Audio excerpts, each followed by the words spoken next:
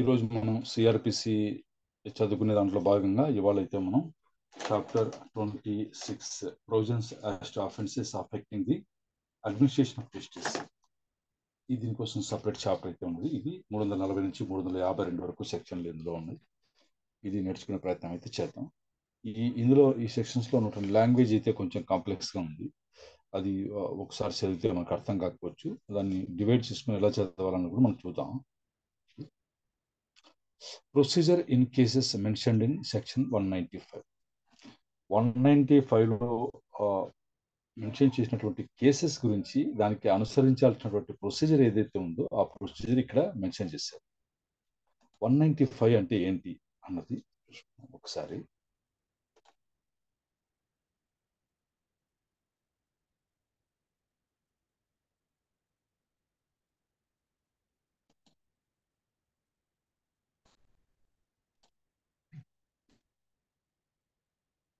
మనకు 195 అంటే ఏమన్నారు?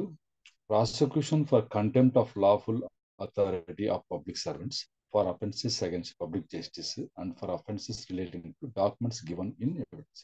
ఎవరైనా సరే కోర్టులో డాక్యుమెంట్స్ ఫాల్స్ ఎవిడెన్స్ ఫైల్ చేసినప్పుడు డాక్యుమెంట్ ఫైల్ చేసి ఉంటారు కదా, దాని విషయంగా ఇది అనమాట.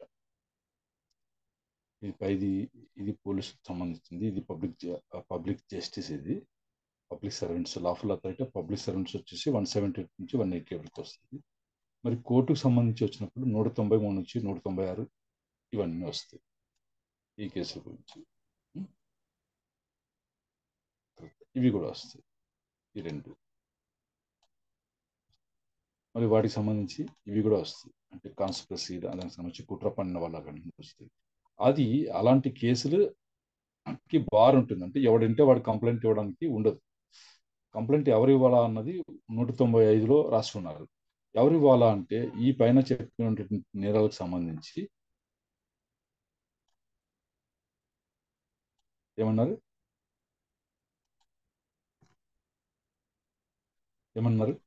Except on complaint in writing of the court. లేదంటే by such officer of the court as that court may authorise in writing in this part. దీనికోసం ఎవరికైనా అథారిటీ ఇస్తే వాళ్ళు ఆ ఆఫీసర్, లేదు of some other court to which that court is subordinate. ఈ court ఏ కోర్టులో అయితే ఫాల్స్ డాక్యుమెంట్స్ ఫైల్ చేశారో ఆ కోర్టు ఏ కోర్టుకి అయితే సబార్డినేట్గా ఉన్నదో ఆ కోర్టు అయినా సరే కంప్లైంట్ ఇవ్వచ్చు. అంటే ముగ్గురికి అధికారం ఇచ్చింది. ఏది? ఆ కోర్టు అయినా సరే, ఏ కోర్టులో అయితే జరిగిందో అది అన్నా సరే, లేదు ఒక ఆఫీసర్ ఎవరన్నా ఆ కోర్టు ఆథరైజ్ చేస్తే ఆ ఆఫీసరు, లేదా ఈ కోర్టు ఎవరి కింద అయితే సబార్డినేట్గా ఉంటుందో ఆ కోర్టు, అంటే దీనికంటే సుపీరియర్ కోర్టు అన్నారు. వాళ్ళు కంప్లైంట్ ఇస్తేనే దీనికి సంబంధించిన నేరాలు ఇక్కడ ఉన్నాయి చూడండి, 190 నుంచి 196, 199, 200 వీటికి సంబంధించినటువంటి నేరాలు.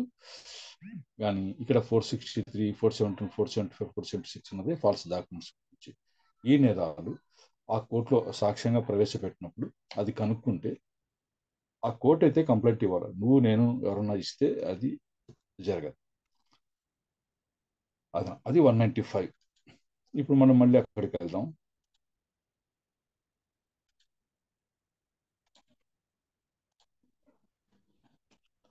where when upon an application made to it in this behalf or otherwise, కోర్టుకి అప్లికేషన్ పెట్టారట, ఏమని? చెత్త ఆర్ అదర్వైజ్ అప్లికేషన్ అన్న పెట్టాలి, లేదా వేరే రకంగా సరే. Any court is the opinion that it is expedient in the interest of justice that an inquiry should be made into any offense referred in clause B of subsection 1 of section 195. దీని గురించి enquiry జరిపించాలి అని court అభిప్రాయపడితే, ఆ court అభిప్రాయం కావాలంటే ఏం చేసి ఉండాలి? అపాన్ అన్ అప్లికేషన్ మేడ్ ఎవరైనా సరే అప్లై చేసి ఉండాలి. అయ్యా, మీ కోర్టులో ప్రవేశపెట్టినటువంటి డాక్యుమెంట్ ఇది దొంగది అని చెప్పేసినా సరే, లేదు ఆర్ అదర్వైజ్ అంటే ఎటైనా కావచ్చు, మనకి ఏ రకంగానే ఆ కోర్టుకి తెలియచ్చు. Any court is opinion that it is expedient in the interest of justice that an inquiry should be made into any offense referred to in clause B of subsection 1 of section 95. మరి clause below ఏముంది? Subsection 1లో 195లో అన్నప్పుడు మనం ఇది clause B subsection 1 పైన ఉంది కదా ఇక్కడ మీకు. ఇది సబ్సెక్షన్ 1, ఇది నో కోర్ట్ షెల్, ఇది 1. 1లో ఇది ఏ ఇక్కడ అయిపోతుంది, మళ్ళీ బిలో వచ్చేసి ఇన్ని నేరాలు ఉన్నాయి చూడండి. ఇవి ఏంటి అన్నది మీరు సెక్షన్ నోట్ చేసుకుని ఈ సంబంధించినటువంటి నేరాలు అని చెప్పేసి, మళ్ళీ ఇది కూడా ఈ నేరాలు కూడా అన్నమాట. మరి ఈ రెండింటికి సంబంధించిన కుట్ర కానీ చెప్పి criminal conspiracy to commit or attempt to commit or the abetment of any offence specified in sub clause I in sub clause 1 ఇది 1 ఆర్ సబ్ క్లాస్ 2 అనమాట. ఈ రెండు దాని గురించి క్రిమినల్ కాన్స్పిరసీ కానీ అటెంప్ట్ టు కమిట్ కానీ లేదు అబెట్మెంట్ ఆఫ్ కానీ ఇది చేసినా కూడా దానికి సంబంధించిన కంప్లైంట్ ఇవ్వాలంటే మీరు అదే కోర్టు ఇవ్వాలి, లేదా కోర్టు చేత ఆథరైజేషన్ ఇవ్వమన్నటువంటి ఏ అధికారైనా సరే, లేదు ఈ కోర్టు ఏ కోర్టు కింద సబార్డినేట్గా ఉందో అదనమాట. అది కంప్లైంట్ ఇస్తేనే కేసు తీసుకోవాలన్నది మనకు ఉన్నది.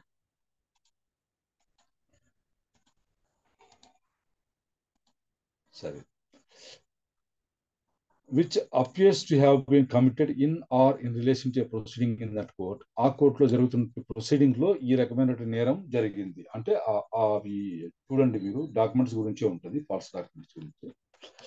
Or as the case may be, in respect of a document produced or given in evidence in a proceeding in that court. ఆ కోర్టులో జరుగుతున్న ప్రొసీడింగ్ లో document produce are given in evidence, సాక్ష్యంగా ప్రవేశపెట్టుంటారు ఒక డాక్యుమెంట్, అలాంటి డాక్యుమెంట్ విషయంలో నేరం జరిగి ఉంటుంది అనమాట. అలాంటప్పుడు సచ్ కోర్ట్ అంటే ఏ కోర్టులో అయితే జరిగిందో ఆ court after such preliminary enquiry, ప్రాథమికంగా ఆ ఎంక్వైరీ చేసిన తర్వాత ఇఫ్ ఎనీ అది అనుకుంటే చేయొచ్చు, యాజ్ ఇట్ థింగ్స్ నెసరీ అవసరం అనుకున్నప్పుడు ఆ రకంగా ఎంక్వైరీ చేసిన తర్వాత కోర్టు ఏం చేయాలి, record A finding to that effect. ఒక ఫైండింగ్ వస్తుంది కదా ఎంక్వైరీ చేసిన తర్వాత, దాని యొక్క ఇది వస్తుంది రిజల్ట్, ఆ ఫైండింగ్ అన్నది అది రికార్డ్ చేయాలంట. మళ్ళీ make a complaint thereof in writing complaint ఇవ్వాలి. అక్కడ ఏం చదువుకున్నాం, రైటింగ్ లో ఉండాలి complaint.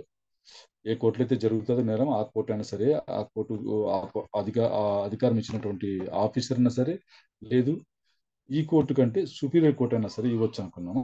Make a complaint thereof in writing, లేదు send it to a magistrate of the first class having jurisdiction. A jurisdiction magistrate the first class కి ఎవరికి jurisdiction ఉందో ఆ కోర్టుకి అది పంపించేస్తున్నమాట. అంటే ఈ 3 జరగాలి. ఏమన్నారు,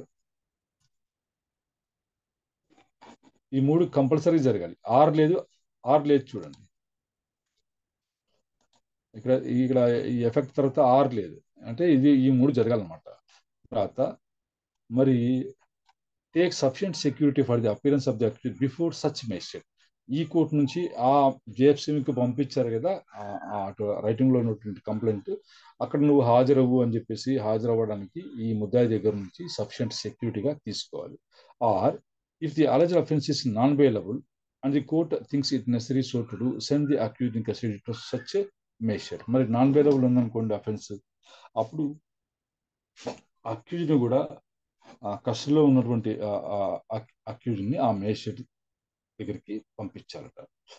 ఇంకొకటి, bind over any person to appear and give evidence before such a magistrate. మరి ఆ మేజిస్ట్రేట్ ముందర ఎవరైనా సరే సాక్ష్యం ఇవ్వాల్సిన వ్యక్తి ఎవరైతే ఉన్నారు అని కోర్టు అనుకుంటుందో అవన్నీ బైండ్ ఓవర్ చేసుకుంటుంది. బైండ్ ఓవర్ అంటే నథింగ్ బట్ బాండ్ తీసుకుంటారు. ఒకటి, నేను కోర్టు ఎప్పుడు పిలిస్తే అప్పుడు వచ్చి సాక్ష్యం చెప్తాను అని చెప్పేసి బైండ్ ఓవర్ కావాల్సి ఉంటుంది. అది దాన్ని బైండ్ ఓవర్ చేసుకోవడం అంటారు. ఈ బైండ్ ఓవర్ చేసుకోమన్నది మనం వినుంటాం. ఎప్పుడు వినుంటాం అంటే, ఎప్పుడైనా సరే ఒక కేసు ట్రయల్ జరుగుతున్నప్పుడు సాక్షులు వచ్చి నిలబడి ఉంటారు. వాళ్ళు టైం అడగడము, లేదంటే ఇంకా కొన్ని కారణాల వల్ల మళ్ళీ ఆ కేసును వాయిదా వేస్తారు. సాక్ష్యం చెప్పడానికి వచ్చి ఉంటారు కానీ వాయిదా పడుతుంది. అలాంటప్పుడు మేజిస్ట్రేట్ గారు చెప్తూ ఉంటారు, మీరే రావాలి, మళ్ళీ మీకు సమన్స్ ఏమి రావు అని చెప్పరా? అవును సార్, నిజం చెప్తూ ఉంటారు. వాళ్ళతో సంతకాలు కూడా తీసుకుంటారు, నెక్స్ట్ వాయిదాకి వస్తామని బైండ్ అవుట్ చేసుకుంటారు. అదనమాట, అలాంటిది అలా చేయించుకోవాలి. The power conferred on a court by subsection 1 పైన పవర్ ఇచ్చారు కదా కంప్లైంట్ చేయడానికి, రైటింగ్ లో చేయడానికి, ఆ ఫ్యాక్ట్ అయితే అది ఏదైతే ఫైండింగ్ ఉన్నదో అది రికార్డ్ చేయడానికి, కంప్లైంట్ రాయడానికి, జేఎఫ్సీ గారికి పంపించడానికి, తర్వాత వచ్చేసి ఆ సెక్యూరిటీ తీసుకోవడానికి అని ఈ పవర్స్ అన్ని ఇచ్చారు కదా బైండ్ అవుట్ చేసుకోవడానికి. అవి in respect of any offence may, in case where that court has neither made a complaint under subsection 1 in respect of that offence nor rejected an application for the making of such complaint, be exercised by court to which such formal court is subordinate within the meaning of subsection 4 of section 195. ఇది కలగాపులగం లాగా ఉంది కదా, చదువుతుంటే ఒకసారి చదివి చూడండి, మనకు ఏమైనా అర్థమవుతుందేమో. చదవండి. The power conferred on a court by The power subsection conferred 1 on the court by the subsection 1 in respect of an offence may, in any case where that court has neither made a complaint under subsection 1 in respect of that offence nor rejected an application for the making of such complaint, be exercised by the court to which such former court is subordinate within the meaning of the subsection 4 of section 195. సరే, చూద్దాం. ఈ టూని మనము divide చేసి చదివితే ఎలా అర్థమవుతుందో చూస్తాం. మీరే చెప్తారు, చెప్పగలుగుతారేమో చూద్దాం.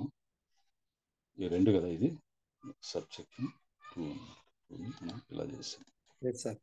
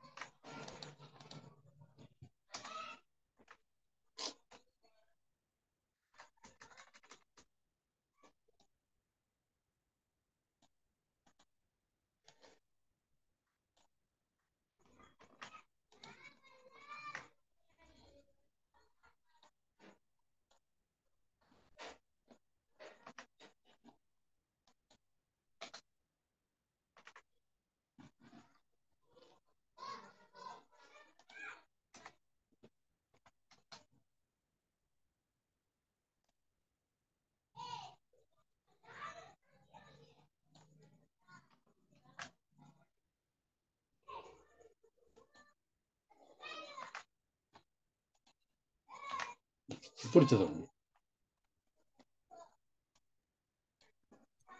The power conferred on a court by subsection 1 in respect of an offence may be exercised by the court to which such former court is subordinate within the meaning of subsection 4 of section 195 in any case where that court has neither made a complaint under subsection 1 in respect of that offence nor rejected an application for the making of such complaint.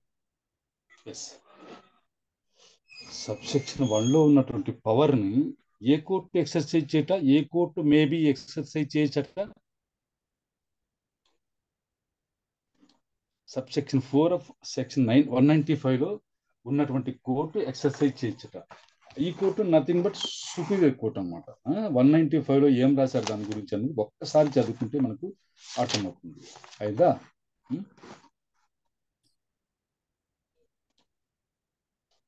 అయిందా? Yes, sir. Yes, sir.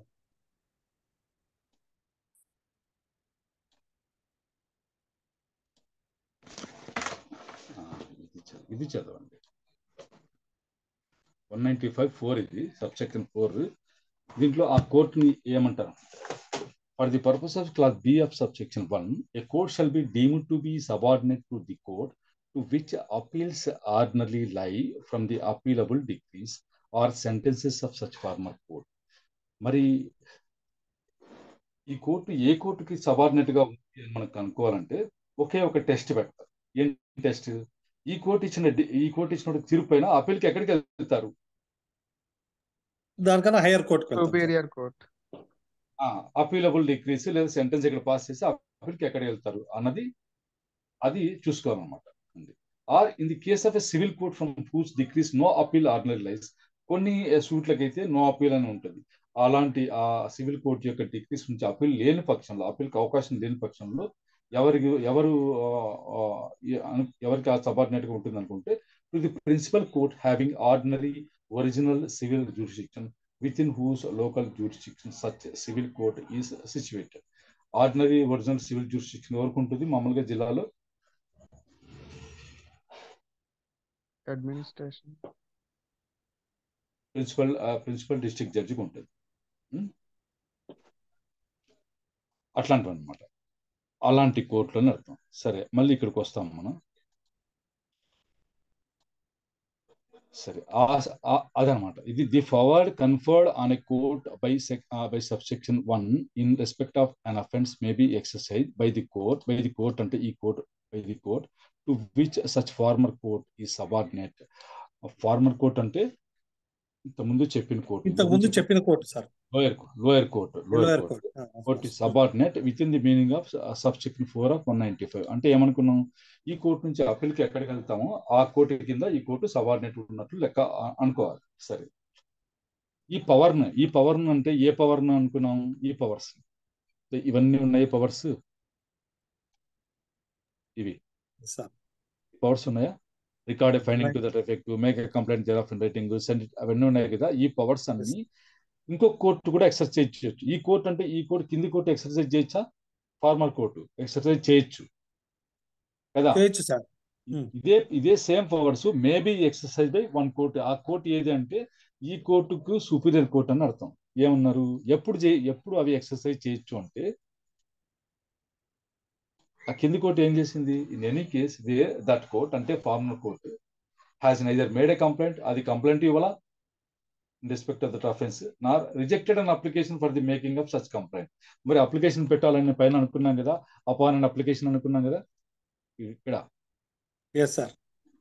Application పెట్టి అడుగుతారు, అయ్యా complaint ఇవ్వు, మీ కోర్టులో వచ్చేసి falls evidence కోసం documents అయితే submit చేశారు, నువ్వు కంప్లైంట్ ఇవ్వు అని చెప్పేసి ఎవరైనా అప్లికేషన్ పెట్టారనుకోండి, ఆ అప్లికేషన్ అది రిజెక్ట్ చేయాల, తర్వాత కంప్లైంట్ ఇవ్వాల. Nether made a complaint Nar rejected an application, అది చేయాల, ఇది చేయాల. అలాంటప్పుడు ఆ పవర్ ఎవరు ఉపయోగించవచ్చు? అప్పీల్ కోర్టు ఉపయోగించవచ్చు, సుపీరియర్ కోర్టు అనుకోండి. అదనమాట, ఆ కోర్టు ఈ పవర్స్ ఎక్సర్సైజ్ చేయొచ్చు అని చెప్పేసి ఇక్కడ చెప్తారు. ఇది ఇలా నేను ఇది ఉంది కదా, దీంట్లో ఏం చేశాను, ఈ మే అని ఉంది కదా, ఈ మే పక్కన నేను ఈ బీన్ తగిలిచ్చాను. ఇప్పుడు అర్థం అవుతుంది, బాగా చదువుకోవడానికి ఆ రకంగా అర్థం చేసుకోవడానికి అనమాట. ఇది నేను ఉపయోగించే పద్ధతి, అది అనమాట. అలానే అలవాటు చేసుకున్నా, ఇప్పుడు బాగా అర్థం అవుతుంది. The power conferred on a court by subsection 1 in respect of an offence may be exercised, ఎవరి చేత? By the court to which such former court, ఇంతకు ముందు ఉన్న కోర్టు సచ్ ఫార్మర్ కోర్ట్ ఈ సబార్డినేట్. ఈ కోర్టు ఏ కోర్టుకి అయితే సబార్డినేట్ గా ఉంటుందో చెప్పేసి, ఈ సబార్డినేట్ గా ఉంటుందని మనం అనుకోవాలంటే అది ఎక్కడ చెప్పారు అంటే, with in the meaning of subsection 4 of section 195. Subsection 4 of 195 ఏం చెప్పారంటే, ఈ అపీలబుల్ డిక్రీస్ కానీ సెంటెన్స్ కానీ ఉన్నప్పుడు ఏ కోర్టుకి అయితే మీరు అపీల్కి వెళ్తారు అన్నది చూసుకోండి, ఆ కోర్టు కింద ఈ కోర్టు సబార్డినేట్ గా ఉన్నదని భావించుకోండి అని చెప్పేసి చెప్తున్నారు. అలా లేని పక్షంలో principal civil court of original jurisdiction ఏది ఉంటుందో అదే వాళ్ళ సుపీరియర్ కోర్టు అని అనుకోవాలనుకుంటే. సింపుల్ గా ఏమీ లేదు, మనం చెప్పేది. ఒక ఆఫీసర్ ఉన్నాడు, ఆ ఆఫీసర్ కోర్టులో ఇది జరిగింది, ఫాల్స్ ఎవిడెన్స్ కింద డాక్యుమెంట్స్ సబ్మిట్ చేశాడు. నేను వెళ్ళి అప్లికేషన్ పెట్టాను, అయ్యా మీ కోర్టులో ఇట్లా జరిగింది, మీరు కంప్లైంట్ ఇవ్వండి, రైటింగ్ లో కంప్లైంట్ ఇవ్వండి అని అప్లికేషన్ పెట్టాను. దాని మీద ఏం జరిగింది, ఆ మేజిస్ట్రేట్ గారు కంప్లైంట్ ఇవ్వాల, తర్వాత నేను పెట్టిన అప్లికేషన్ రిజెక్ట్ కూడా చేయాల, ఊరికే ఉన్నాడు. అలాంటప్పుడు ఈయన ఎవరి కింద అయితే పనిచేస్తున్నాడో, ఎవరికైతే సబార్డినేట్ ఉన్నాడో ఆ కోర్టుకి పవర్ వస్తుంది. ఈయన ఏమి చర్య తీసుకోలేదు కాబట్టి ఆ కోర్టు అన్నది ఆ రైటింగ్ లో కంప్లైంట్ ఇచ్చేదానికి దానికి అధికారం వస్తుంది. ఆ పవర్ ఎక్సర్సైజ్ చేయొచ్చు అనమాట. అంతే ఇంకా. అంటే ఇక్కడ పని జరగకపోతే హైకోర్టుకు వెళ్ళొచ్చు అనేది క్లుప్తంగా ఇలా తికమకగా చెప్పడం జరిగింది. అంతే, ఇంకేం లేదు. అయిందా? Yes, sir.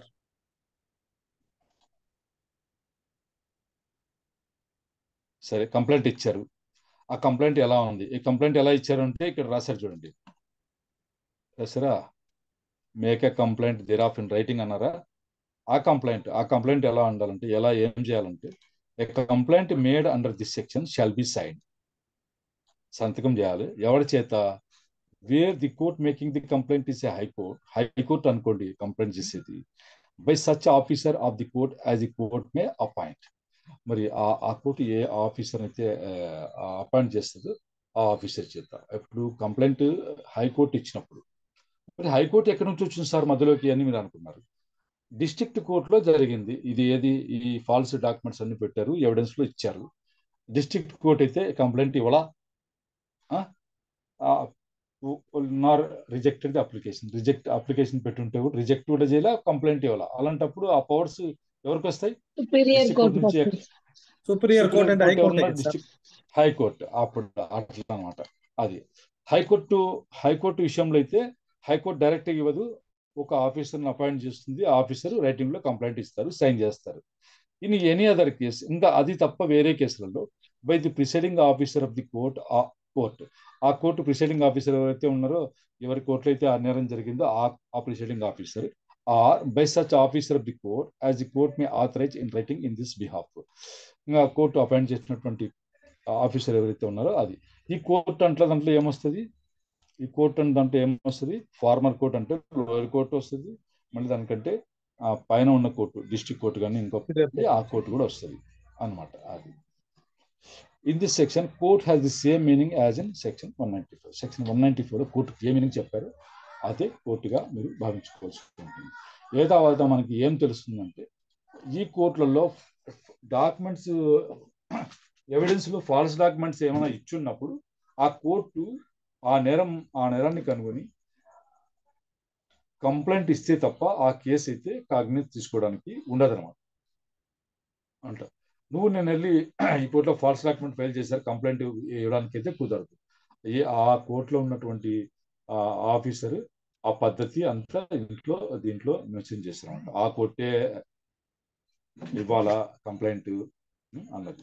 ఇక్కడ మీరు send it magistrate of the first class having jurisdiction అంటే చాలా మంది డౌట్ వస్తుంది. మరి జరిగింది ఇక్కడే కదా సార్, మళ్ళీ ఈయన magistrate of the first class having jurisdiction పంపడం ఏంటి అన్నది కదా.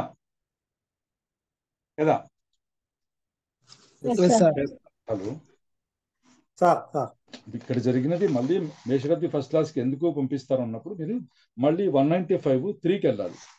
195(3)కి వెళ్ళండి. ఎవరన్నా 195 తీస్తారా?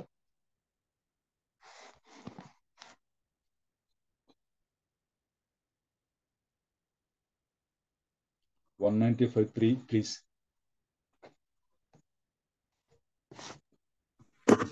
In clause B of subsection 1, the term court means a civil, revenue, or criminal court, and includes tribunal constituted by or under a central, provincial, or state act, if declared by that act to be a court for the purpose of this section. ఈ section కింద court అంటే ఏం meaning చెప్పారు? Civil court కావచ్చు, revenue court కావచ్చు, criminal court కావచ్చు, tribunal కూడా కావచ్చు.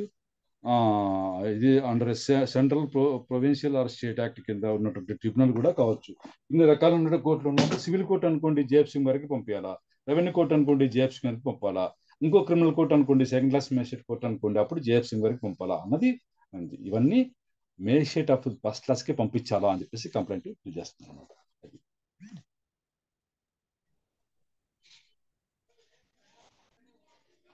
340 ఇది అర్థమైంది అనుకుంటాను. అంతే, కంప్లైంట్ కోర్టే ఇవ్వాలా అన్నది మనకు అర్థం అవ్వాలన్నమాట. ఈ 195లో ఉన్నటువంటి బార్ ఏదైతే ఉందో దాని గురించి మళ్ళీ ఇక్కడ మీకు ఇచ్చారనమాట. ఇది ఆ కేసుల గురించి ప్రత్యేకంగా పాటించాల్సినటువంటి ప్రొసీజర్ ఏదైతే ఉందో అది మనకు 340లో ఇచ్చేస్తారు. సార్ సరే, కోర్టు ఇవ్వకపోతే ఏం నెక్స్ట్ సార్. చేయాలి సార్? ఈ కోర్టు ఇవ్వకపోతే పై కోర్టుకి అధికారం వస్తుంది అని చెప్తున్నారు sir. Okay sir, thank you.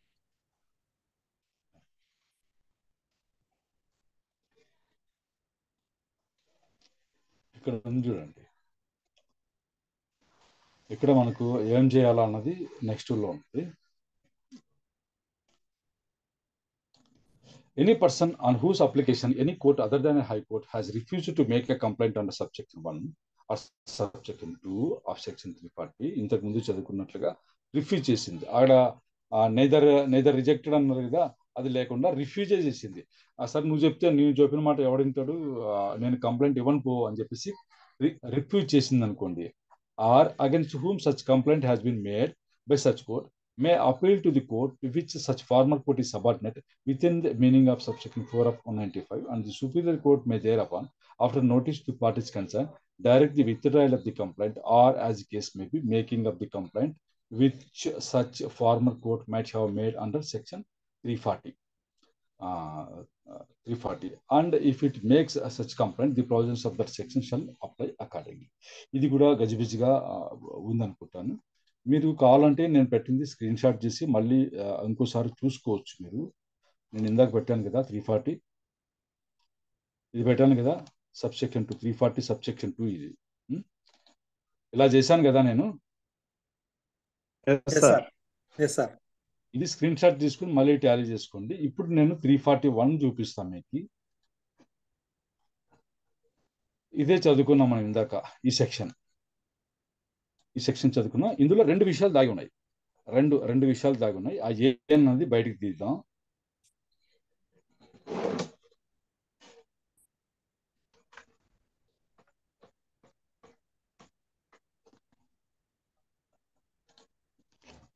ఇందులోంచి నేను చెప్తున్నా చూడండి, ఇందులో నుంచి రెండు విషయాలు అయితే మనం బయటకు తీసాము. Any person on whose application any court other than a high court has refused to make a complaint under subsection 1 or subsection 2 of section 340. ఈ 340 అనేది రాసామా? ఇక్కడ ఉంది చూడండి, ఈ 340 పైన ఉంది కదా. హలో సార్, హలో సార్ పలకండి. ఈ 340 ఉంది కదా, ఈ 340 పక్కన ఏం పెట్టాను? may appeal to the court to which such former court is subordinate within meaning of subsection 4 of section 195. ఆ కోర్టుకి అప్పీల్ చేసుకోవచ్చునట. ఇది నేనే ఉన్నానప్ప. నేను వచ్చేసి మా జేఎఫ్ఎం కోర్టులో అప్లికేషన్ పెట్టాను. ఏమని, అయ్యా పలానా సిసి నెంబర్లో ఫాల్స్ డాక్యుమెంట్ ఫైల్ చేశారు, ఫాల్స్ ఎవిడెన్స్ ఇచ్చారు, మీరు కంప్లైంట్ ఇవ్వండి అని అన్నాను.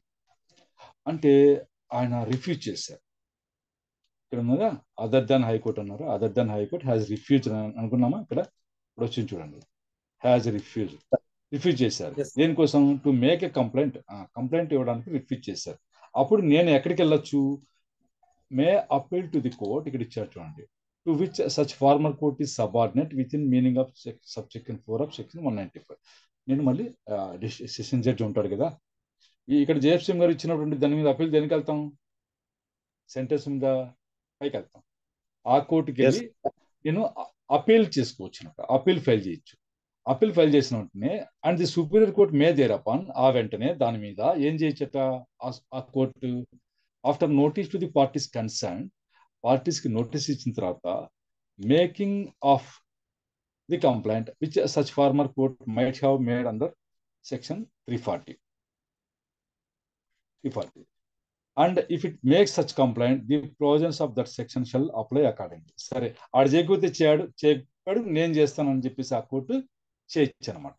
Making of the complaint which such former court might have made under section 340. Former court అంటే ఏంటి? మా JFM court. Might have made under section 340. అది యాక్చువల్గా చేయగలిగి ఉండేది కదా. నా అప్లికేషన్ యాక్సెప్ట్ అయి ఉంటే ఆ కింది కోర్టు కంప్లైంట్ ఇచ్చి ఉండేది. మైట్ హ్యావ్ మేడ్ అది చేయని పని ఈ అప్పలేట్ కోర్టు ఏదైతే ఉందో దాన్ని మనం ఇక్కడ ప్రత్యేకమైన పెడితే సుపీరియర్ కోర్టు అని అంటున్నారు. ఆయన కంప్లైంట్ అయితే ఇవ్వచ్చునంట. ఎప్పుడు? నా అప్లికేషన్ రిజెక్ట్ అయినప్పుడు, ఒక పర్సన్ చేసినటువంటి అప్లికేషన్ రిజెక్ట్ అయినప్పుడు ఇచ్చేయచ్చు. Next any person against whom such complaint has been made by such court. కింది కోర్టు వచ్చేసి కంప్లైంట్ ఇచ్చింది. నేను పలానా ఎక్స్ చేశాడు అంటే ఎక్స్ పైన కంప్లైంట్ ఇచ్చింది. ఆ ఎక్స్ వెళ్ళి ఎక్కడ అప్పీల్ చేసుకోవచ్చట? May appeal to the court with such formal court is subordinate within meaning of substance. District కోర్టులోనే, మళ్ళీ సెషన్స్ కోర్టులోనే ఆయన కూడా అప్లై చేసుకోవచ్చు. అయ్యా నా పైన అన్యాయంగా ఆయన కంప్లైంట్ ఇచ్చాడు అని చెప్పేసి. అప్పుడు ఆ సుపీరియర్ కోర్టు ఏం చేయొచ్చట? And the superior court may direct the withdrawal of the complaint thereupon. ఆ కంప్లైంట్ విత్డ్రా చేసుకో అని చెప్పేసి చెప్పచ్చట. After notice to the parties concern. దీన్ని ఇక్కడ ఉన్నదాన్ని నేను డివైడ్ చేసి 2 రకాలుగా రాశాను. 2 విషయాలు దీంట్లో దాగి ఉన్నాయి. మీరు మళ్ళీ చదువుకోండి. మీకు కావాలంటే స్క్రీన్ షాట్ తీసుకోవచ్చు. మీరు ఇందులో 2 దాగి ఉన్నాయి. ఎంత? ఇది అప్లికేషన్ ఎనీ పర్సన్ అని ఉన్నారు కదా, ఎనీ పర్సన్ ఇద్దరు ఉన్నారు ఇక్కడ.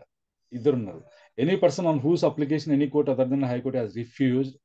అదైనా సరే, మళ్ళీ any person against whom complaint is made. ఇక్కడ ఉంటాడు ఆయన. ఎక్కడ ఉంటాడు? Against whom such a complaint has been made by such court. ఇద్దరు ఉన్నారు చూడండి. ఈ ఎనీ పర్సన్ ఉంది కదా, ఈ ఎనీ పర్సన్ అగైనెస్ట్ హూమ్ అని మనం చదువుకోవాలి. అదైనా సరే, any person on whose application, ఆ 2 ఉన్నాయన్నమాట. ఇక్కడైతే కంప్లైంట్ చేయలేదు, నాది రిజెక్ట్ చేశారు అన్నప్పుడు కంప్లైంట్ చేయొచ్చు. అది లేదు, నా పైన కంప్లైంట్ చేశాడు ఆ కోర్టు, కింది కోర్టు నా పైన అన్యాయం కంప్లైంట్ చేసింది అన్నప్పుడు కంప్లైంట్ విత్డ్రా చేసుకో అని court may direct the withdrawal of the complaint thereupon అని వచ్చు. మీరు 341 స్క్రీన్ షాట్ తీసుకుంటారేమో తీసుకోండి.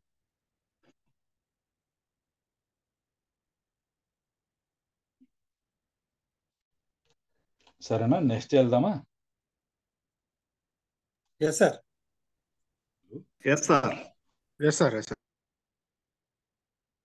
Next power to order cos.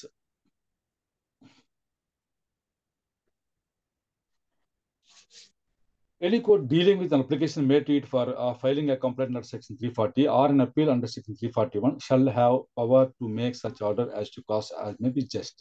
మళ్ళీ 340 కింద నేను అప్లికేషన్ పెట్టుకున్నా, నీ కోర్టులో ఇలా అన్యాయం జరిగింది, ఫాల్స్ ఎవిడెన్స్ ఇచ్చారు, డాక్యుమెంట్స్ ఫైల్ చేస్తారని చెప్పి నేను అప్లికేషన్ పెడతాను కదా, అది తర్వాత అప్పీల్ ఫైల్ చేస్తామా? కింది కోర్టులో చెప్పినా కూడా వాళ్ళు కంప్లైంట్ ఇవ్వడం లేదు, లేదా నా పైన అన్యాయంగా కంప్లైంట్ ఇచ్చిన కోర్టు అప్పీల్కి వెళ్తామా? ఇందాక చదువుకున్నాం కదా 341 కింద. అలా అప్పీల్ ఫైల్ చేసినప్పుడు ఆ కోర్టు డీల్ చేసేటువంటి కోర్టుకి పవర్స్ ఉంటాయి. ఏం పవర్ అంటే shall have power to make such order as to cos as may be just. ఆ అయ్యేటువంటి ఖర్చులు విధించేటువంటి పవర్ అయితే ఆ కోర్టుకి ఉంది అనమాట. Yes, sir. 343. Next procedure of magistrate taking complaints. మరి కంప్లైంట్ అయితే ఇచ్చాం. ఎవరికి అని చెప్పామాట?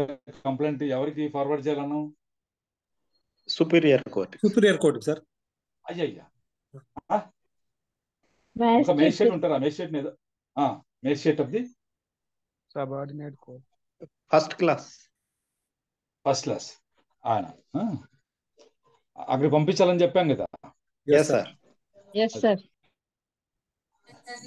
అప్పుడు a magistrate to whom a complaint is made under section 340 or section 341 shall, notwithstanding anything contained in chapter 15, proceed as far as may be to deal with the case as if it were issued on a police report. Chapter 15లో ఏముంది అంటే, మనకి chapter 15 కదా. Chapter 15లో వచ్చేసి ఎన్ని రకాలను బట్టి ఉంటాయి? చాప్టర్ 15లో ఒకసారి తీస్తారా ఇండెక్స్? చాప్టర్ 15 4 ఉన్నాయి సార్, 200 to 203 వరకు. Complaints to అవునమ్మా, magistrate. కంప్లైంట్స్ టు మేజిస్ట్రేట్ అని ఉంది కదా. Yes, sir. Complaints to magistrate ఇది కదా. Yes, sir. ఇది మనం ఇప్పుడు ఇచ్చింది అయితే కంప్లైంటే కదా. మేజిస్ట్రేట్ గారికి కంప్లైంట్ ఇచ్చారు కదా. ఇచ్చాం సార్. అవును సార్. కానీ ఈ కంప్లైంట్ ఎలా భావించుకోవాలంటే as if it were instituted అనే పోలీస్ రిపోర్ట్ పైన ఇన్స్టిట్యూట్ చేసుకున్నటువంటి కేసుగా భావించి దాని మీద ప్రొసీడ్ కావాలంటున్నారు. ఇది ఎక్కడ వస్తుంది మనకి? ఆ పోలీస్ దీనిపైన చేసిందని చెప్పేసి మనకు ఇది చాప్టర్ 19లో వస్తుంది. Trial of warrant cases by magistrate లో వస్తుంది. అక్కడ మనకు కేసెస్ ఇన్స్టిట్యూట్ అని పోలీస్ రిపోర్ట్ అని ఉంటుంది ఉండదా? ఉంటుంది సార్, డెఫినెట్ గా. ఆ ప్రొసీజర్ ప్రకారం చేయాలంటున్నారు. ఇలా వచ్చిన కంప్లైంట్లకి వాడాల్సినటువంటి yes, ఆ పద్ధతి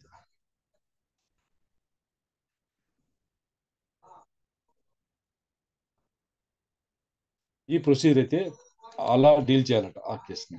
wear it is brought to the notice of such magistrate or of any other magistrate to whom the case may have been transferred, that an appeal is pending against the decision arrived at in judicial proceeding out of which a matter has arisen, he may, if it thinks fit at any stage, adjourn the hearing of the case until such appeal is decided.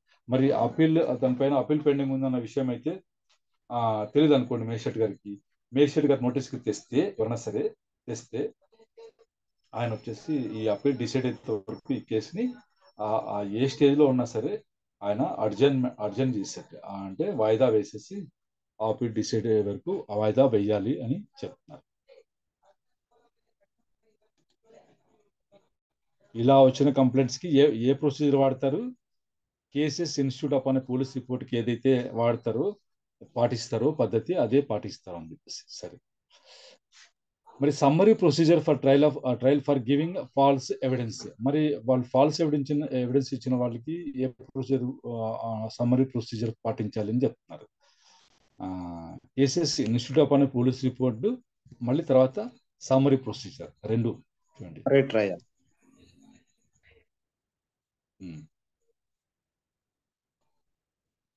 If at the time of delivery of any judgment or final order disposing of any judicial proceeding, a court of session or magistrate of the first class expresses an opinion to the effect that any witness appearing in such proceeding had knowingly or willfully given false evidence or had fabricated false evidence with the intention that such evidence should be used in such proceeding, it or he may, if satisfied that it is necessary and expedient in the interest of justice, that the witness should be tried summarily for giving or fabricating, as the case may be, false evidence, take cognizance of the offense and may, after giving the offender a reasonable opportunity of showing cause why he should not be punished for such offense, try such offender summarily and sentence him to imprisonment for a term which may extend to 3 months or to fine which may extend to 500 rupees or with both. False evidence చెప్పారు అని చెప్పేసి court of session కానీ magistrate of the first class కానీ ఒక అభిప్రాయాన్ని అయితే వ్యక్తపరుస్తారు.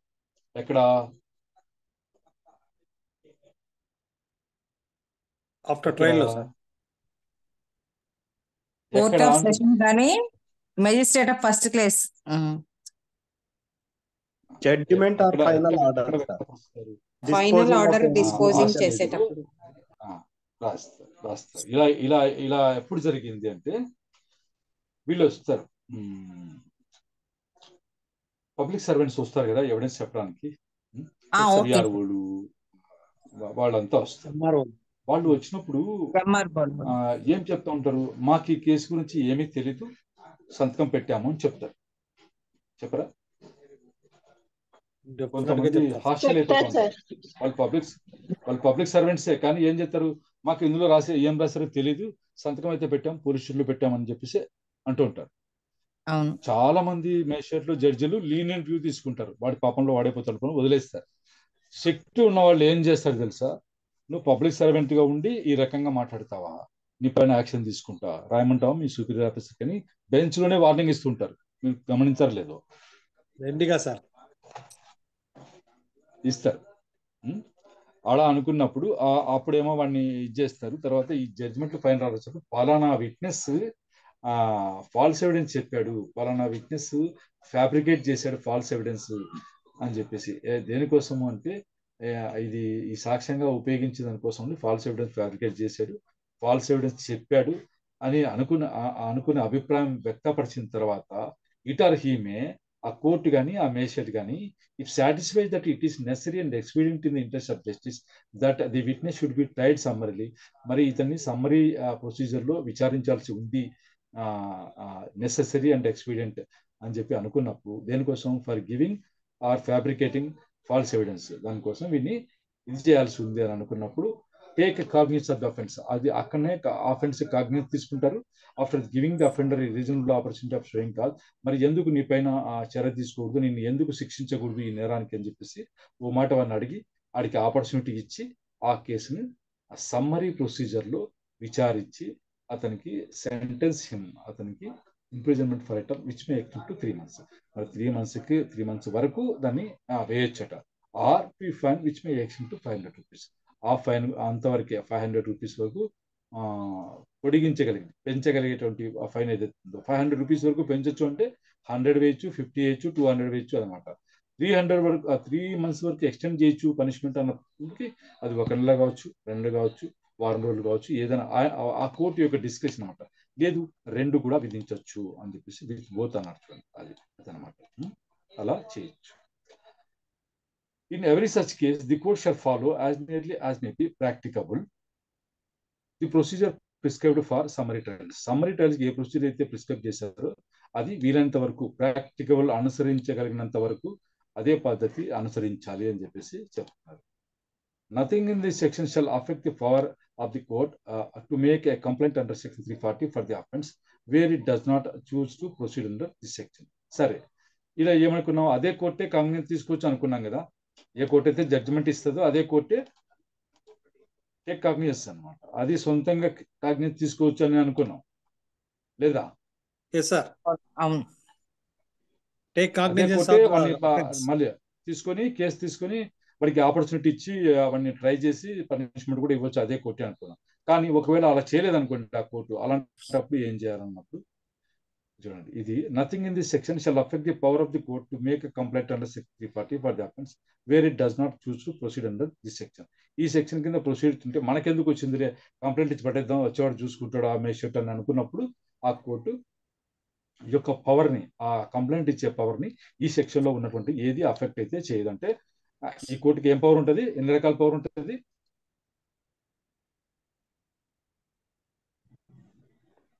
కేసుని cognizance తీసుకొని శిక్ష తీసుకోవచ్చు, వేయొచ్చు లేదా కంప్లైంట్ కూడా ఇవ్వచ్చు. కంప్లైంట్ కూడా ఇవ్వచ్చు సార్. అలా అనమాట.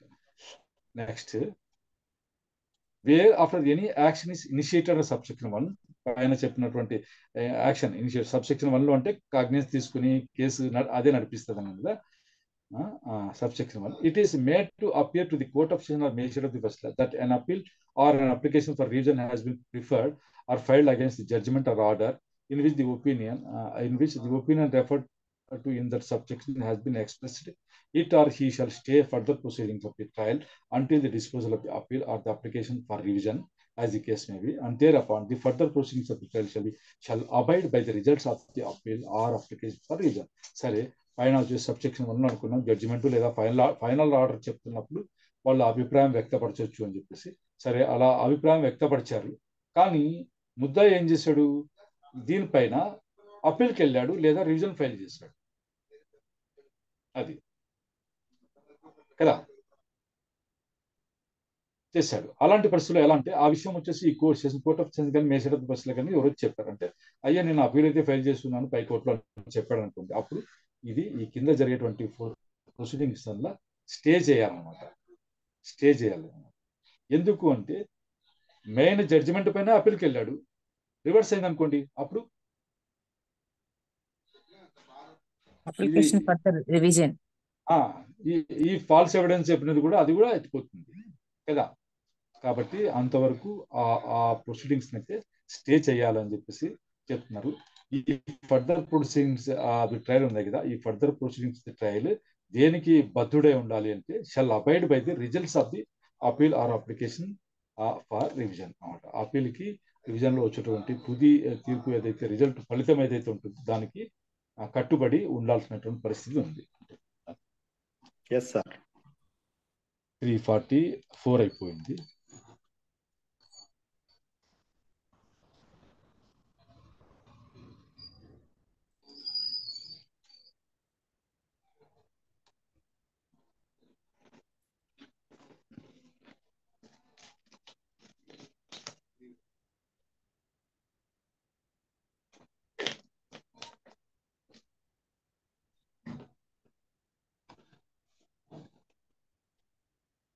345 procedure in certain cases of contempt.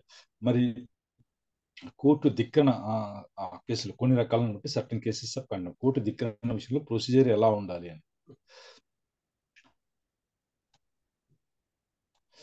When any such offense as is described in section 175, 178, 179, 180 or section 228 of the IPC is committed in the view or presence of any civil, criminal or revenue court, the court may cause the offender to be detained in custody and may at any time before the rising of the court or the same day take cognizance of the offense, and after giving the offender a reasonable opportunity of showing cause why he should not be punished under this section, sentence the offender to fine not exceeding 200 rupees and in default of payment of fine to simple imprisonment for a term which may extend to 1 month unless such fine be sooner paid.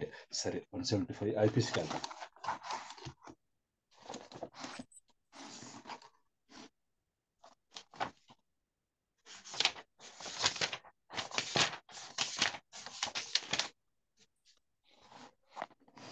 One 175 ఏమన్నారు? omission to produce document to public servant by person legally bound to produce it.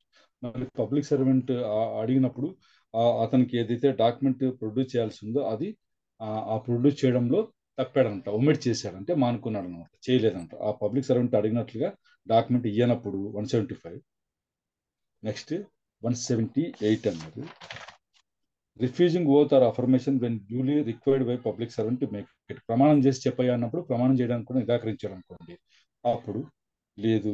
Refusing to answer public servant authorise to question, ఒక public servant కి question చేయడానికి అయితే అధికారం ఇచ్చాడు, వాడికి మీరు సమాధానం చెప్పడానికి రిఫ్యూజ్ చేశారు, అది 179. Next 180, refusing to sign statement. ఏమన్నారు? స్టేట్మెంట్ పబ్లిక్ సర్వెంట్ సైన్ చేయమంటే చేయట్లేదు, చేయమంటే సైన్ చేయమంటే చేయలేదు, 180. Next 228, intentional insult or interruption to public servant sitting in judicial proceeding. మీరు ఎప్పుడైనా చదువుంటారు, వాడు ఆ కోర్టులో జడ్జి కూర్చున్నప్పుడు వాడి పైన చొప్పిసిరాడు, తిట్టాడు అని చెప్పేసి, బెయిల్ ఎన్నాళ్ళకు ఇవ్వలేదని తిట్టాడు అని చెప్పేసి పేపర్లో చదువుంటారు ఎప్పుడైనా సరే, చదివాం సార్, చదువుంటారు, చూసుంటారు. ఆ వార్త అదే అనమాట. ఇది ఆ జ్యుడిషియల్ ప్రొసీడింగ్ లో కూర్చున్నటువంటి పబ్లిక్ సర్వెంట్ ని ఇంటెన్షనల్ గా ఇన్సల్ట్ చేయడము లేదా అతన్ని ఇంటరప్ట్ చేయడం అనమాట. దాని గురించి 228. ఈ రకాలైనటువంటి నేరాలకి మాత్రం అప్పుడు the court may cause the offender to be detain in custody. అని పట్టుకండి, కస్టడీలోకి తీసుకోండి అని చెప్పేసి కోర్టు ఎప్పుడన్నా అంటూ ఉంటుంది, మీరు కూడా గమనించుంటారు. The court may cause the offender to be detain in custody and may at any time before the rising of the court the same day. మరి కోర్టు లేసే లోపల, అంటే కోర్టు లేస్తుంది కదా భోజనానికో లేకపోతే సాయంత్రం 5 గంటలకు, దాని ముందు లేకపోతే అదే రోజున take cognizance of the offence యొక్క కాగ్నిజెన్స్ తీసుకుని after giving the offender A reasonable opportunity of showing cause, show cause అతను కాజ్ చూపించడానికి ఒక ఆపర్చునిటీ ఇచ్చి, దేనికోసం నేను ఎందుకు శిక్షించకూడదు ఈ సెక్షన్ కింద అని చెప్పేసి అడిగి అతను చెప్పేది విని sentence the offender to fine not exceeding 200 rupees. చాలా ఎక్కువ వేస్తారు, నాట్ ఎక్సీడింగ్ 200 రూపీస్ ఆ ఫైన్ అయితే విధిస్తారంట. And in default of payment of fine, ఒకవేళ అతను ఫైన్ కట్టకపోతే simple imprisonment for a term which may extend to 1 month. 200 కట్టకపోతే 4 రోజులు అయితే 4 రోజుల వరకు ఎక్స్టెండ్ చేసేటువంటి అవకాశం అయితే ఉంది. Unless such fine be sooner paid. వేస్తారు కదా 4 రోజులు లోపల వేస్తారు అనుకోండి, పే చేస్తే దానికి సంబంధించినటువంటి ఆ ప్రపోర్షన్ అనుభవించిన శిక్షను ఇచ్చేసేసి వదిలేస్తారన్నమాట. సార్ ఇది షోకాజ్ అంటే షోకాజ్ నోటీస్ ఇచ్చిన తర్వాత ఇది చెప్పేది వింటారు ఖచ్చితంగా. ఆపర్చునిటీ ఇచ్చిన తర్వాతనే జరుగుతుంది అంతా. ఎప్పుడు కేసు కాగ్నిజ్ తీసుకున్నారు అంటే అర్థం దానికి తగ్గట్టుగా మీరు నడుస్తుంది అని చెప్పేసి ప్రొసీడింగ్స్ వల్ల మామూలు మనకు కోర్టు నడుస్తుంది అట్లా నడుస్తుంది. సార్ షోకాజ్ ఓన్లీ వారల్లే కదా సార్ ఇక్కడ? లేదు సార్, షోకాజ్ నోటీస్ రైటింగ్ లో ఇవ్వాలా, రైటింగ్ లో ఇవ్వాలా యాక్చువల్ గా.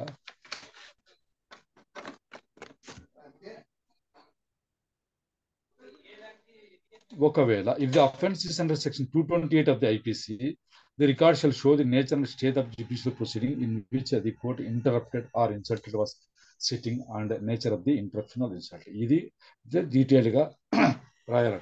ఒకవేళ కోర్టు కూర్చున్నప్పుడు వాళ్ళకి ఇన్సల్ట్ చేసే విధంగా లేదా ఇంటరప్ట్ చేసే విధంగా చేశారనుకోండి ఎవరైనా సరే, దాని గురించి ఏ స్టేజ్ లో ఉన్నింది జ్యుడిషియల్ ప్రొసీడింగ్, ఏం జరుగుతూ ఉన్నది అన్నప్పుడు స్టేజ్ అనేది రాయాలి కదా. ఏమని ముద్దాయిని రిమాండ్ తీసుకుని వచ్చినప్పుడు, లేదా రిమాండ్ ఎక్స్టెన్షన్ తీసుకొచ్చినప్పుడు, లేదా సాక్ష్యాలు రికార్డ్ చేసినప్పుడు అలాంటివన్నీ రాయాలి. ఎలా ఇన్సల్ట్ చేశారు, ఎలా ఇంటరప్ట్ చేశారు అనే విషయం కూడా డీటెయిల్గా దాని స్వభావం అయితే కూడా ఖచ్చితంగా రాయాలి అని చెప్తున్నారు అనమాట. ఇది ఎట్లా కంటెంప్ట్ విషయంలో కింది కోర్టులో ఈ 1, 2, 3, 4, 5 సెక్షన్లు ఇచ్చారు. వీటి విషయంలో మాత్రం ఈ ప్రొసీజర్ పాటించాలి అని.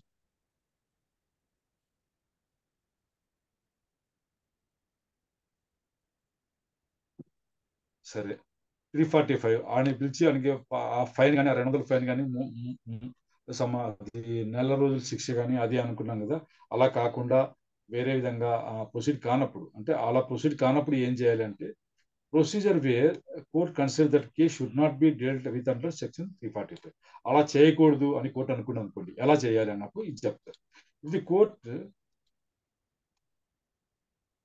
If the court in any case considers that a person accused of any of the offences referred to in section 345 and committed in its view or presence should be imprisoned otherwise than in default of payment of fine.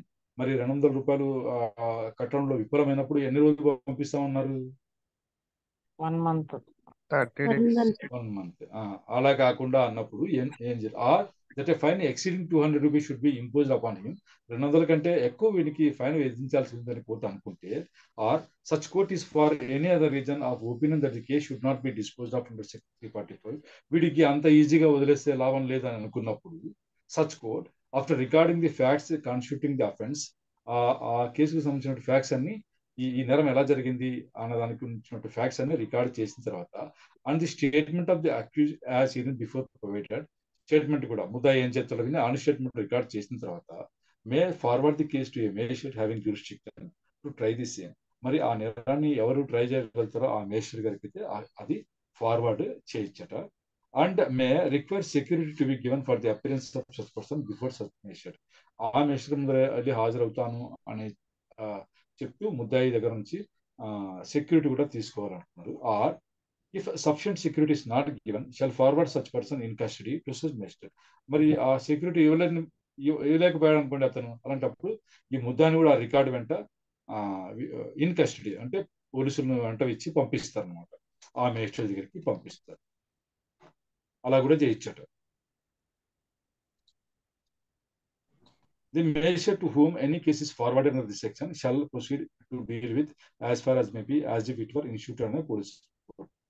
అది police report పైన ఈ court forward చేసినా కూడా ఇది police report పైన పంపించిన కేసుగానే భావించి ఆ ప్రకారంగానే దాంతో deal చేయొచ్చట.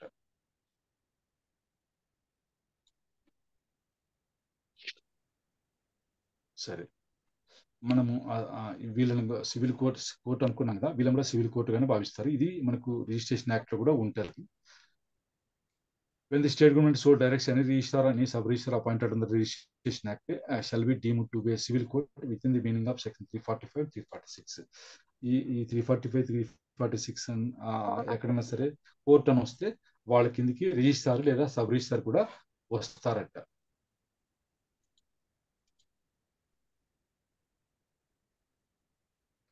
Discharge of offender on submission of apology. 348.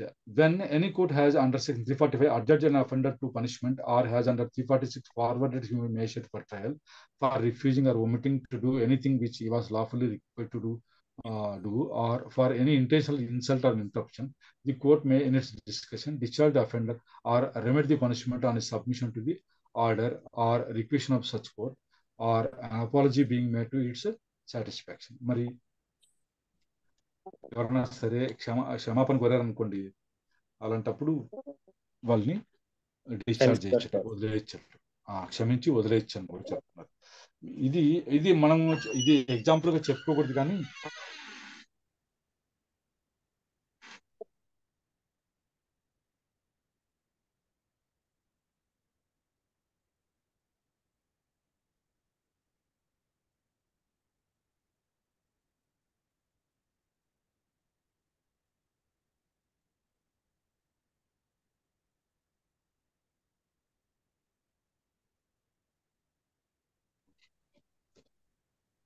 మనకు చాలాసార్లు మీరు హైకోర్టులో జరిగిందని చెప్తారు. ఇది హైకోర్టుకు సంబంధించి చెప్పడం లేదు, ఒక ఎగ్జాంపుల్ మటు చెప్తున్నాను. హైకోర్టులో పలానా కలెక్టర్ కానీ పలానా ఆఫీసర్ కానీ చెప్పిన పని చేయలేదు అని చెప్పేసి ఆడికి జైలు శిక్ష అని చెప్పారు అని చెప్పేసి అంటారు. అంటే మళ్ళీ అడ్వకేట్ జనరల్ కానీ ఆ పీపుల్ కానీ ఎవరైనా సరే మళ్ళీ ఒక పిటిషన్ పెడతారు. అయ్యా పొరపాటు ఎందుకు క్షమించండి అని చెప్పి రాసి ఇస్తారు, రాతపూర్వకంగా ఇచ్చేసి మళ్ళీ సబ్మిట్ చేస్తే క్షమాపణ చెప్పి వదిలేసిన వెళ్ళిపో అని చెప్పేసి చెప్తా ఉంటారు కదా. అవును సార్, చాలా సార్లు చూసుంటారు క్షమాపణ చెప్పి. రీసెంట్ గానే జరిగింది మన హైకోర్టులోనే రీసెంట్ గా సార్. అదే సార్, అట్లా జరుగుతుంటుంది. ఇది మటుకు ఎనీ కోర్ట్ అన్నారు, మమ్మల్ని హైకోర్టు గురించి వస్తారో అది మనం చూసుకోవాల్సి ఉంటుంది.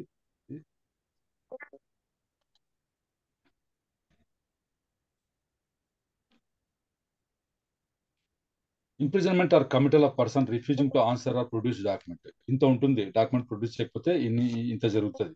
If any witness or person called produce document or thing before a criminal court refuses to answer such questions as are put to him or to produce any document or thing in his possession or power which the court requests him to produce. Court అడుగుతుంది, వచ్చి సాక్ష్యం చెప్పండి అని అడుగుతుంది, లేదా పలానా document produce చేయండి, లేదా పలానా వస్తువు నా ముందర ప్రొడ్యూస్ చేయండి అయినా కూడా అతను సమాధానం చెప్పడానికి నిరాకరించిన, ఆ డాక్యుమెంట్ ప్రొడ్యూస్ చేయడానికి నిరాకరించిన, ఆ వస్తువు ఏదైతే ఉందో కోర్టు ముందర ప్రొడ్యూస్ చేయడానికి నిరాకరించిన, చూడండి, and does not after reasonable opportunity has been given to him so to do. అవకాశం ఇచ్చినా సరే అతను ప్రొడ్యూస్ చేయకపోతే మళ్ళీ offer any reasonable excuse for such, ఎందుకు నిరాకరిస్తున్నావు అనే దానికి కూడా సరైన బట్టి ఎక్స్క్యూజ్ అతను చెప్పకపోతే such court may, for reasons to be recorded in writing reasons rastu, sentence him to simple imprisonment or by a warrant under the hand of the proceeding magistrate or judge, commit him to the custody of an officer of the court for any term not exceeding 7 days. ఈ jail పంపకుండా officer of the court కస్టడీలో ఉంచుకోమని చెప్పేసి వారం రోజులకి మించకుండా అప్పగిస్తుంది. Unless in the mean time, ఆ మధ్యలో ఒకవేళ ఆయన such person consent to be examined and to answer or to produce the document or thing and in the event of his persisting on his refusal, ఒకవేళ 7 days వరకు నీ కస్టడీలో పెట్టుకొని court ఆఫీసర్కి అయితే అప్పచెప్తుంది. అతను భయపడిపోయి అయ్యా నేను ఆన్సర్ చెప్తాను లేదా డాక్యుమెంట్ చెప్పి తీసుకొచ్చి ప్రొడ్యూస్ చేస్తాను, ఏదైతే వస్తువు ఉందో అది కూడా ప్రొడ్యూస్ చేస్తాను చెప్పాడు అనుకోండి, బాగుంది, పర్వాలేదు. లేదు అలా చెప్పకుండా in the event of his persisting in his refusal, అలా నిరాకరిస్తూనే ఉన్నాడు అనుకోండి, నేను తీసుకురాను అని అంటూనే ఉన్నాడు అనుకోండి, అప్పుడు he may be dealt with according to the provisions of section 345 or section 346. అతను ఫాల్స్ ఎవిడెన్స్ చెప్పినట్లు ఫ్యాబ్రికేట్ చేసినట్టుగానే భావిస్తూ 345 346 కింద ఆ ప్రొవిజన్స్ ప్రకారం అతన్ని డీల్ చేయాలట. కాబట్టి కోర్టు నుంచి ఏదైనా వచ్చిన తర్వాత పలానా డాక్యుమెంట్ కానీ వచ్చి సాక్ష్యం చెప్తారండి అని మనకి ఎవరైనా పిలిస్తే వెళ్ళి చెప్పండి అయ్యా అని చెప్పాలి. నువ్వు వెళ్ళకపోయినా ఏం కాకపోతే మనకి చెప్పవద్దు మనం.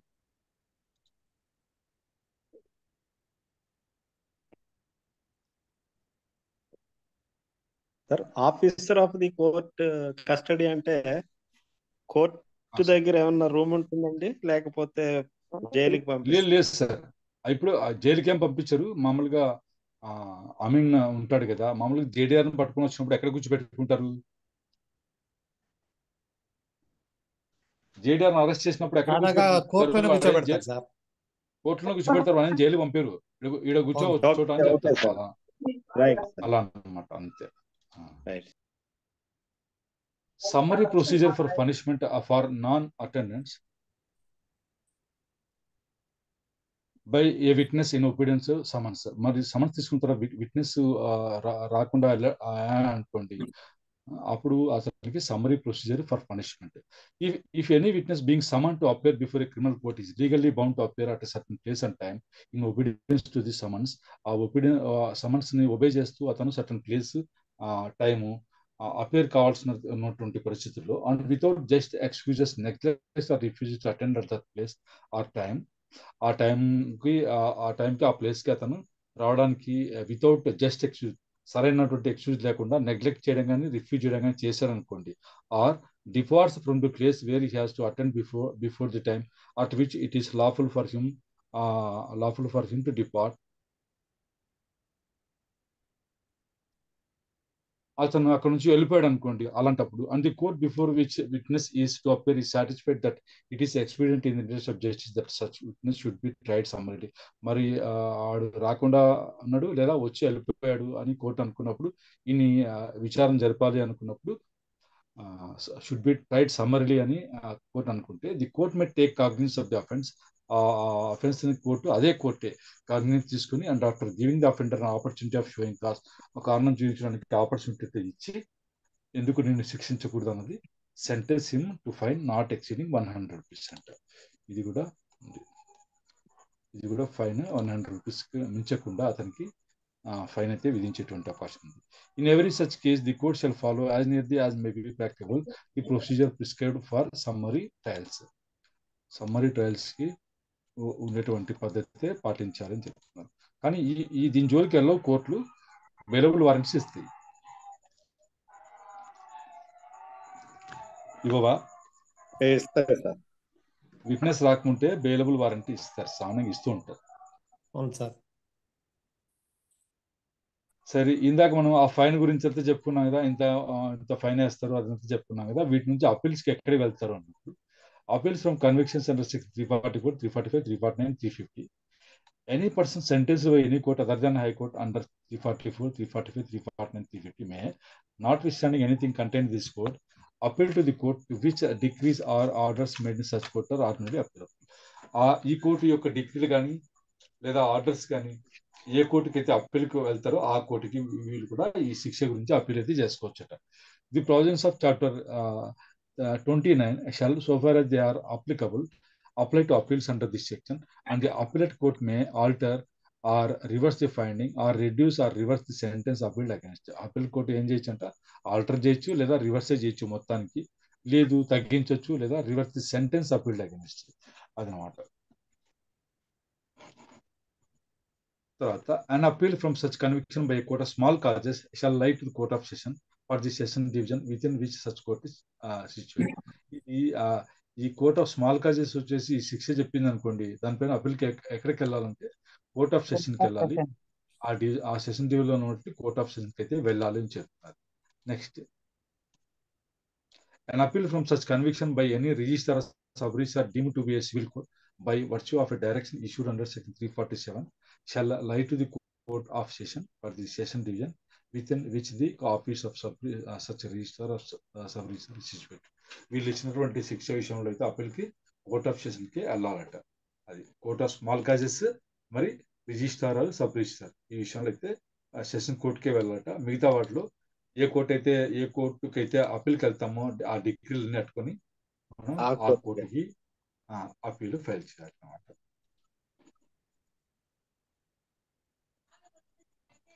ఇది important. Certain judges and magistrates not to try certain offences when committed before themselves.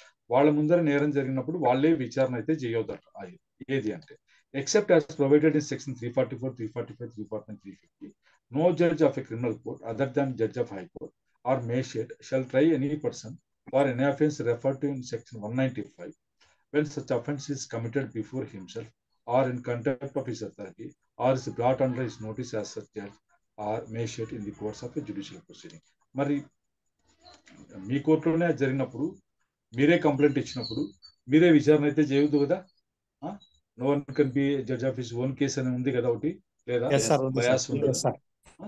అది దాని ప్రకారంగా ఇదైతే నీ కోర్టులో జరిగిన వాటి నుంచి నీవే కేసు విచారించద్దు, వేరే వాని చేత విచారించాలి అని చెప్పేసి అన్నారు అన్నమాట. ఈ నేరాలకు సంబంధించి ఇది తప్పితే, దీంట్లో చెప్పిన తప్పితే మిగతా వాటిల్లో వాళ్ళైతే ఆ జడ్జి కానీ ఆ క్రిమినల్ కోర్టు కానీ అదర్ దాన్ హైకోర్టు మేజిస్ట్రేట్ విచారణ అయితే చేయొద్దట. ఇది any offence referred to section 195 ఈ విషయంలో అయితే చేయకూడదట. అది 352 అయిపోయిందా? 352 తర్వాత ఏమొస్తుంది? Judgment sir, chapter 27.